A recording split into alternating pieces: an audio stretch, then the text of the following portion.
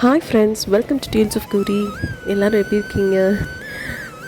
ஊருக்கு போயிட்டு வந்தாச்சு, திருநெல்வேலிக்கு. போயிட்டு வந்து பயங்கர ஃபீவர், கோல்டு. இன்றைக்கி தான் கொஞ்சம் பரவாயில்ல, அதனால தான் வீடியோ அப்லோட் பண்ண லேட் ஆகிடுச்சு. ஸோ இது வந்து நம்ம திருவண்ணாமலை போகும்போது எடுத்த வீடியோ தான். ஸோ நாங்கள் சென்னையிலேருந்து தான் வந்து திருவண்ணாமலை கிளம்பியிருந்தோம். ஏர்லி மார்னிங் பார்த்திங்கன்னா ஒரு 5:30 கிட்ட பஸ் ஏறிட்டோம் திருவண்ணாமலைக்கு. நம்ம கீழாம்பாக்கத்துலேருந்து ஏறியிருந்தோம். சென்னையிலேருந்து பார்த்திங்கன்னா நமக்கு ஒரு 3.5 hours to 4 hours தான் வரும். ஸோ அதனால் காலையிலே போயிருந்தோம். குட்டீஸ் எல்லாரையுமே கூப்பிட்டு போயிருந்தோம். ஸோ காலையில் போனோடனே அவ்வளோ அழகாக இருந்தது. அந்த மவுண்டன்ஸ் எல்லாம் வந்து அப்படியே பனிமூட்டமாக இருந்துச்சு. ஸோ பார்க்குறதுக்கே அவ்வளோ அழகாக இருந்துச்சு. ஸோ நான் லாஸ்ட்டாக வந்து 2015 திருவண்ணாமலை போனேன். அப்புறம் இப்போ தான் போகிறேன், மேரேஜ் ஆகி. ஸோ எங்கள் பையனையும் கூட்டிகிட்டு போனது எங்களுக்கு அவ்வளோ சந்தோஷம்.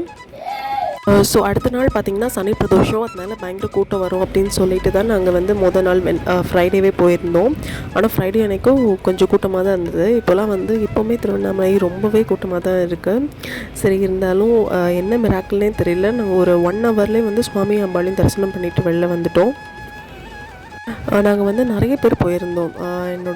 நான் ஹஸ்பண்ட், அப்புறம் பையன், அப்புறம் எங்கள் ஹஸ்பண்டோட அக்கா, அவங்க பசங்க, அதுக்கப்புறம் ஒரு எங்கள் அத்தை ஒருத்தவங்க, அப்புறம் ஒரு அக்கா, அப்புறம் அவங்களோட 2 பசங்க, அப்படின்னு நிறைய பேர் போயிருந்தோம்.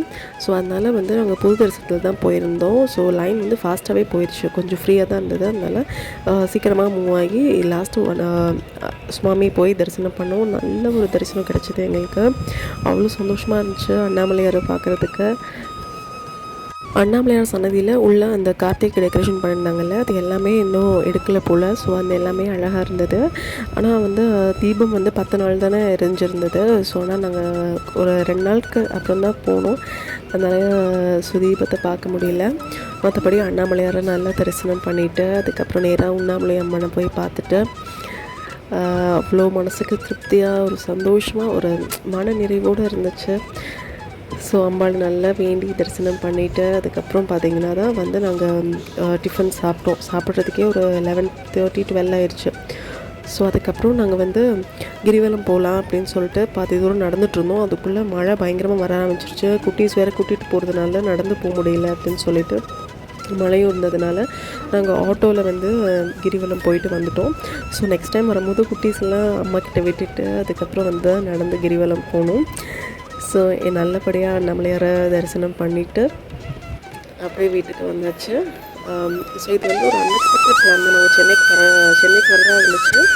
ஸோ சென்னையில் கொஞ்சம் பிளேசஸ்லாம் போகணும், கொஞ்சம் கோயிலெலாம் போகணும் அப்படின்னு தான் பிளான் பண்ணி வச்சுருந்தோம். சடனாக திடீர்னு அண்ணாமலையார் போகலாம் அப்படின்னு அவரோட அருளால் அந்த சிந்தனை எங்களுக்குள்ளே வந்து அவரோட அருளால் இன்றைக்கி நாங்கள் போய் நல்லபடியாக சுவாமி தரிசனம் பண்ணிட்டு வந்துட்டோம். அண்ணாமலையாருக்கு அரோகரா.